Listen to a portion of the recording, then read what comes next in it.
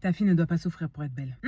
Et je sais que cette phrase, on l'a déjà tout entendue. Il faut souffrir pour être belle. Cette phrase, elle vient d'un modèle de beauté ancien où être présentable passait avant le confort, avant le ressenti, avant le corps. Et elle s'est transmise comme ça, de femme en femme, sans qu'on se pose la question de savoir si elle avait encore du sens aujourd'hui. Et sur nos cheveux, ça a pris une forme très concrète. Tirer, serrer, forcer pour que ça tienne, pour que ça fasse propre. Parce que les cheveux crépus frisés ont longtemps été vus comme indisciplinés. Donc, à corriger. Pas à comprendre. Et petit à petit, on a intégré l'idée, qui est quand même assez dangereuse, de se dire que la douleur devient le prix à payer pour être acceptable. Pas joli au sens esthétique, non, acceptable. Donc quand tu fais la routine capillaire de ta fille, que ça fait plus de 20 minutes que tu démêles ses cheveux et qu'elle commence à se plaindre, à bouger, à pleurer et que tu lui dis « Attends, j'ai presque fini ». Tu continues, tu tires un peu plus parce que tu veux que la coiffure tienne, elle se crispe, elle pleure peut-être et toi tu te dis « C'est normal, elle est sensible » ou faut bien passer par là, on n'a pas le choix. Mais ce que ta fille retient ce jour-là, c'est que ses cheveux font mal. Un enfant ne fait pas la différence entre les gestes que ma maman fait font mal et mes cheveux sont un problème. Il associe les deux. Donc non, ta fille n'apprend pas à aimer ses cheveux.